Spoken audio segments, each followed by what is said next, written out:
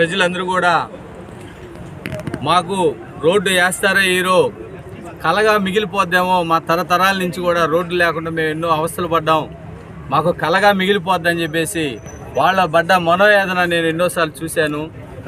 ఆ రోజు ఎలక్షన్ జరుగుతూ ఉంది, మా శాసనసభ్యురాలకి టికెట్ ఇచ్చారు.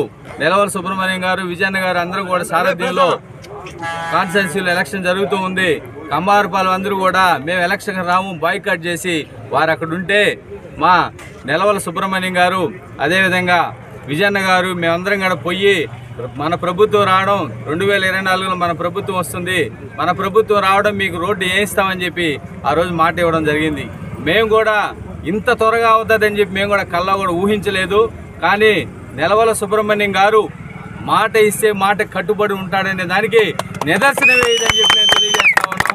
ఆయన ఆ రోజు చెప్పాడు, ప్రతి ఒక్క ఓటర్కి చెప్పాడు, అమ్మ అయ్యా అవ్వ తాత మేము వస్తే నా బిడ్డ గెలిస్తే నేను కరెక్ట్గా సంవత్సరం లోపల మీకు రోడ్డు వేసి మిమ్మల్ని ఆ రోడ్డు మీద నడిపిస్తానని చెప్పి ఆ రోజు మాట ఇవ్వడం జరిగింది. అదేవిధంగా అందరం కూడా ఈ కాన్స్టిట్యున్సీలో అత్యధిక మెజార్టీతో నెలవల విజయశ్రీ గారిని గెలిపించుకున్నాం.